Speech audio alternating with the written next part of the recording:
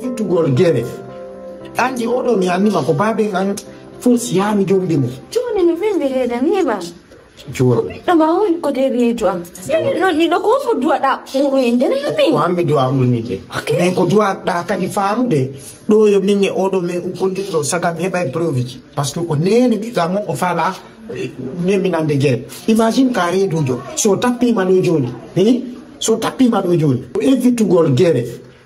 And the other me and my baby and first yam do them. Johnny, you really the neighbor. Joe. The mountain could be drunk. You don't need a go for do that. One me do I will need it. And could do that can you found it. No, you mean the other me who could do Saka by Provich. Pastor O'Neill is a more of Allah. Naming and again. Imagine carry dojo. So tapi manujoli. So tapi ma. Fatima. Jarai.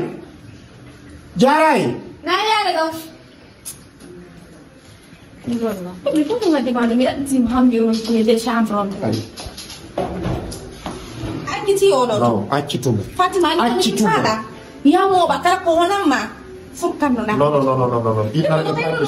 Allah mau bude. Yang tu pun minta halam.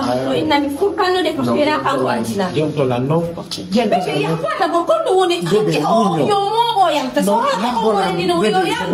Saya templo. Jul. Mau acani ya. Sebon bebe mulio. Awak jangan lagi ya lah nama. Kita sifat nama no Jul. Kau faham anda kau anda. Okey. Apa lah kau anda? Dia orang mana nudi? Kau ni dia orang nudi. Dia orang mana nudi? Bebe dia kau punya lah. Kau awak dia mau kau yang minyak tu. Nahan demeng ane diri.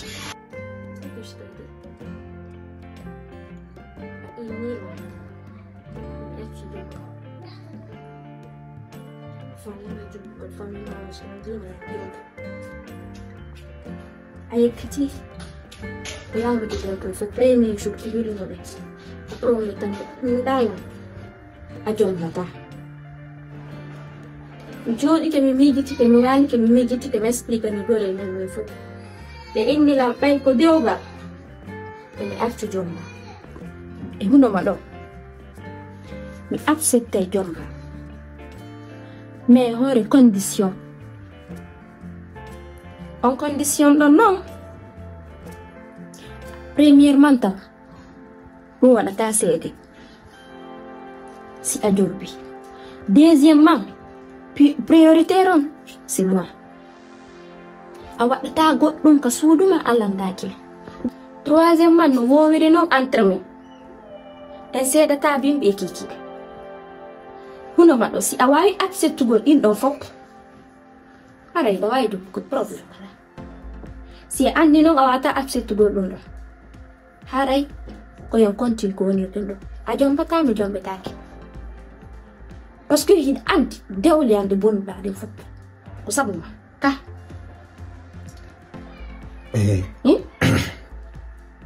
Fatima. Oui. Tawa wole. Koko yewtuɗa ɗo fof mi jaɓi.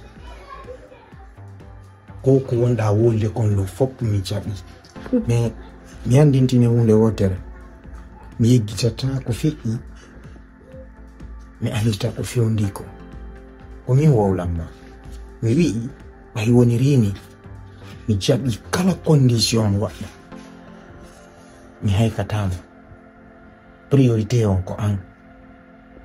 Mi waɗata fuska an mi yewtande ma. Sahi mi acci piiji ɗin fof mi ƴettanima ɗo.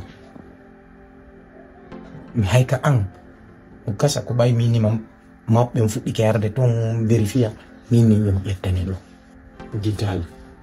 Donc e kadi mi ala sumture kamina ɓe.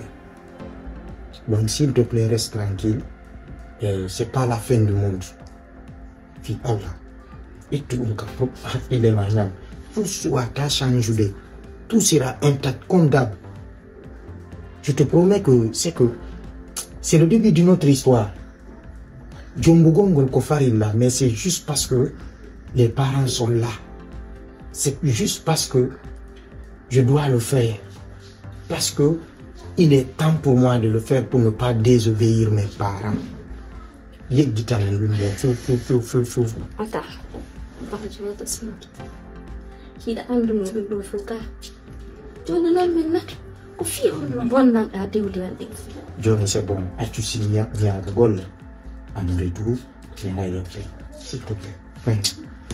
Je reviens. À ce soir. Oui. Je peux. Ok.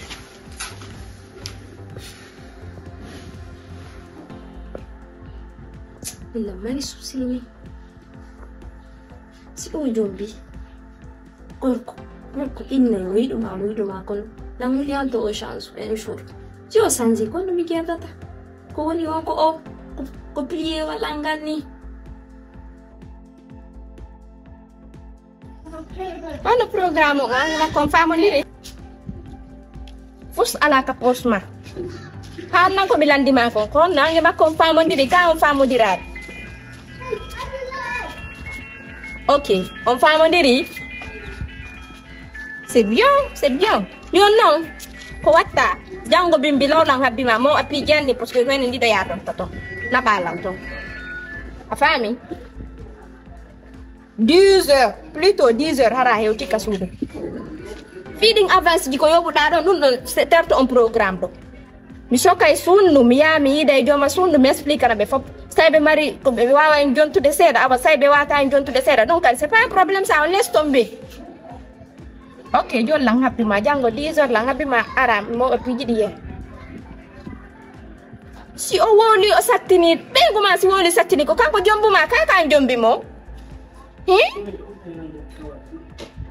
Awa pay min Allah wadi zeri ke ange ma confirm ndiri problem ango milan ni ko jango be bilang happy ma ara ya ento. Oh bisa to step.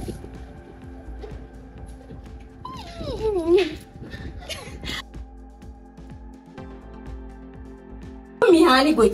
Mi accepti ko inno akon.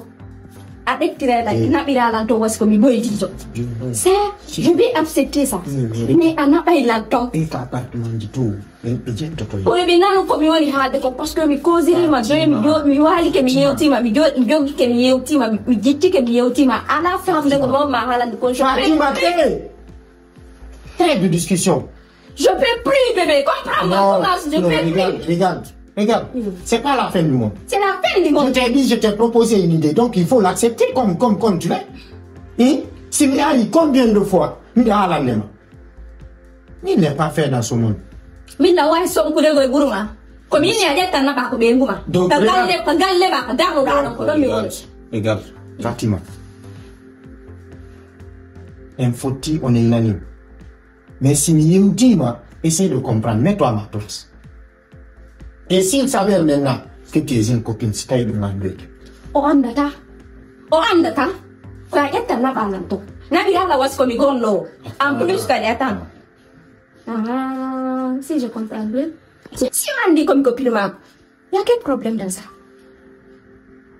Si mi redai on va me mettre Tata Garlema. Si mi redai, coton. Si mi dimine, coton. Fatima. Oui? Fatima, Abimilan. Oui? Abimilan, non. D'où vient le radio Bugava, ne revanima? Non, Abola, non. Abola. Mais si qui, si à Onido, non problème. Abimi a on a tami jabi. Mais à virer des radios, pour le moment, c'est qu'elle a dit, mais ouais, et l'auto, ils sont dans tes pieds. Tu vois aller, même si c'est au Sénégal. Jamais. Aïe, ça va maintenant. Jamais. Kaka sudu ma mireda no mi jibina no mi alla bengu ma ko Abolan. A fuddori ke setto senda. Abolan. Mi hollindirani may bappam. Bappam ha go indi la sika fana mi. Je suis libre. Je peux aller là-bas. Nyaka galle mi wala ton. Regarde. Famille en faut andika. Oui. Reste derrière moi. Nini ko mi falete. Dingwansi nini ma wala tala mi falete ta piji ko kawte e no wulude. Kawte de no wulude.